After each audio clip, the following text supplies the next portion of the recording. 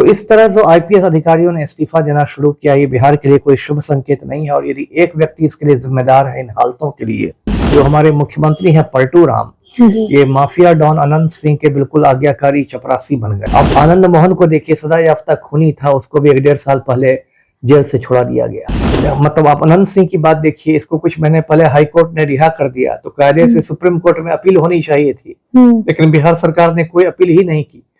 और जब मुख्यमंत्री ही किसी माफिया गिरोह में शामिल हो जाए, तो आप समझिए कि उससे ईमानदार आईपीएस अधिकारियों में कितनी ज्यादा निराशा हो जाएगी। नमस्कार, लाइव बिहार देख रहे हैं आप, आपके साथ मैं स्नेहा गुप्ता। सिंघम के नाम से मशहूर जिस तरीके से आईपीएस शिवदीप लांडे ने अपना इस्तीफा दिया, उसके बाद कई चर्चाएं तेज हो गई। उनके इस्तीफे को मंजूरी मिल गई है और 117 दिन बाद उनका इस्तीफा मंजूर कर लिया गया। हमारे साथ बात करने के लिए पूर्व आईपीएस अधिकारी अमिताभ दास जी हैं, सीधे जुड़ते हैं।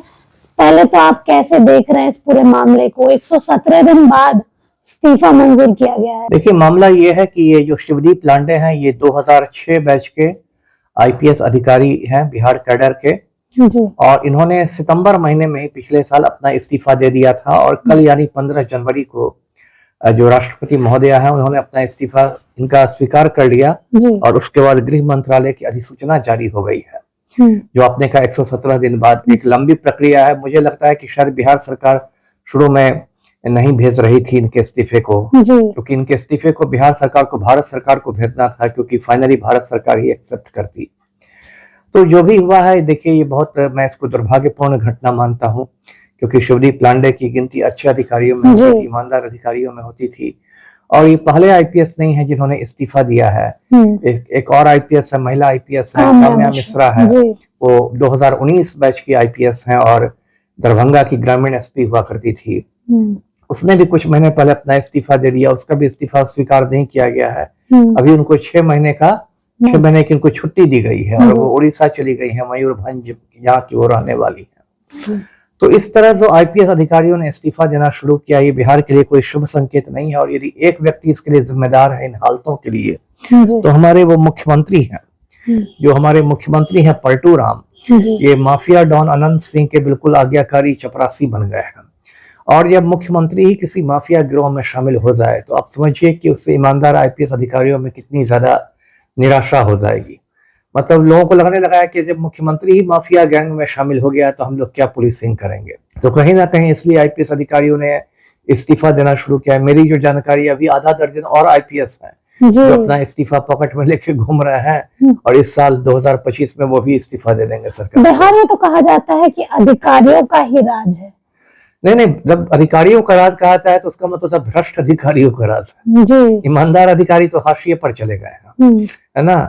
और मतलब आप अनंत सिंह की बात देखिए, इसको कुछ महीने पहले हाईकोर्ट ने रिहा कर दिया, तो कायदे से सुप्रीम कोर्ट में अपील होनी चाहिए थी, लेकिन बिहार सरकार ने कोई अपील ही नहीं की। आज ये स्थिति है कि अनंत सिंह मुझ पर ताव देते आता है, मुख्यमंत्री आवास में पलटू राम के साथ बंद कमरे में गुफ्तगू करता है। तो मजाक बन गया, सरकार मजाक बन गई है। अब आनंद मोहन को देखिए, सदा याफ्ता खूनी था, उसको भी 1.5 साल पहले जेल से छोड़ा दिया गया। तो इस स्थिति में नहीं ईमानदार आईपीएस टिक पा रहे हैं। मुझे लोग फोन करते हैं, एसपी लोग फोन करते हैं, डीआईजी लोग फोन करते हैं कि सर बहुत खराब स्थिति है। और एक दूसरी वजह तो अभी कुछ समय से वो भी आ गई है, वो है कि डीके टैक्स, है ना। अभी हाल में तेजस्वी यादव ने भी इसकी चर्चा की थी। मतलब उन्होंने कहा था कि डीके टैक्स वसूला जा रहा है। तो डीके टैक्स क्या है? तो देखिए, बिहार में सारे उद्योग तो खत्म हो गए हैं, एक ही उद्योग बचा है, तबादला उद्योग, ट्रांसफर पोस्टिंग। तो ट्रांसफर पोस्टिंग जो अभी किया जा रहा है कुछ समय से, उसमें डीके टैक्स की वसूली की जा रही है। एक पलटू राम के करीबी हैं, वही वसूलते हैं।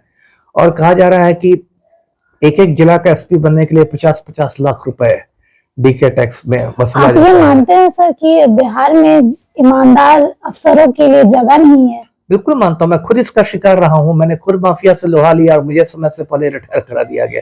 अभी मैं कोर्ट में केस लड़ रहा हूँ। इसके पहले भट्टी सर जो थे, जो डीजीपी थे, आरएस भट्टी सर, तो उन्होंने इस्तीफा तो नहीं दिया, लेकिन वो केंद्रीय प्रतिनियुक्ति पर चले गए।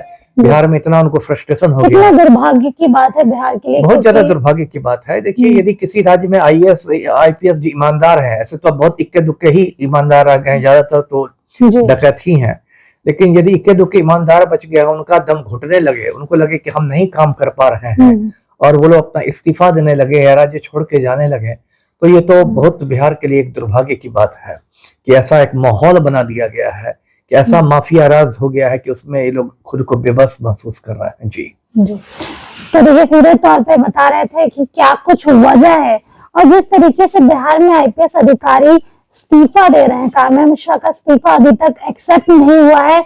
उनकी अगर हम बात करें तो बिहार में काफी अच्छा काम कर रही थी, क्या कुछ वजह है ये तो नहीं पता। उन्होंने अपने इस्तीफे में पर्सनल रीजन दिया है।